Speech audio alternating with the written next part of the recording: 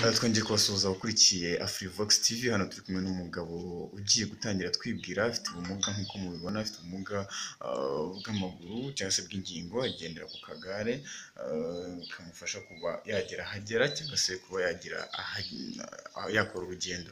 Hanyuma umugabo uraho neza? Yego. Mwatangira mutwibwira? Nitwa Mugisha Jeanne Paul.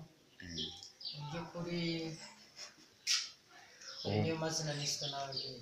Yego. Hanyuma ufite ubuhe burwayi cyangwa se ufite ubuhe bumuga? Dusobanurira abantu baba batazi ubwoko bw'ubumuga. Muri make njye mfite bavuga ko ari paraplegie, ubumuga bw'uruhande rumwe cyangwa igice kimwe cy'umubiri, kuko ni igice cy'amaguru njye nkaba nkoresha akagare. Ubumuga bwagufashe ryari? Hashize iminsi, ntabwo nabasha kumenya icyo kuko bimaranye imyaka. Bumva wagereranyije nk'imyaka igera nko muri 7 cyangwa irengaho?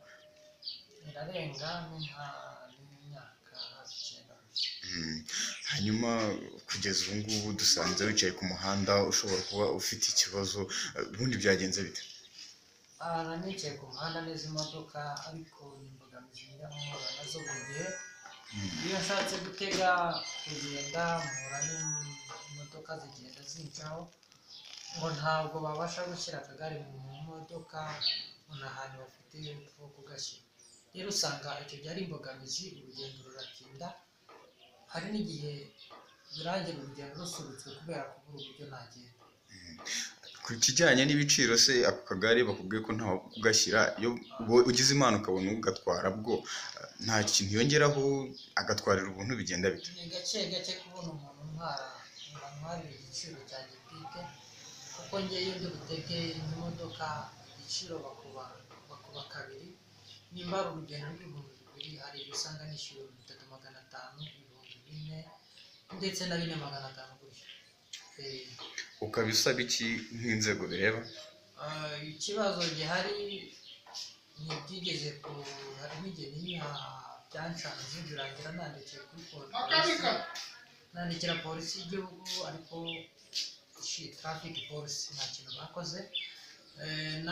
Nigeze kwandika ku rubuga nandikiye kuri WhatsApp ya Radio Rwanda, nigeze kwandikiraho ndumva ari na Flash, ariko sinzi niba hari ikintu bigeze ubwo buvugizi, niba hari igihe bigeze kubukora simbizi.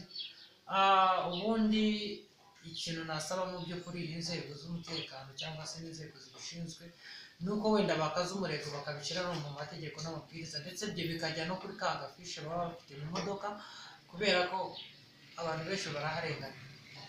Sinzi rero nimba amagare umuntu yayasiga, kuko usize akagare vraiment waba usize amaguru yawe.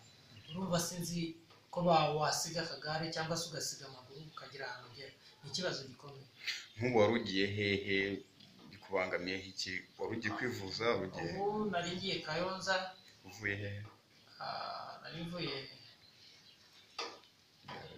Nyagatare, ariko nendaga kukajya Kayonza.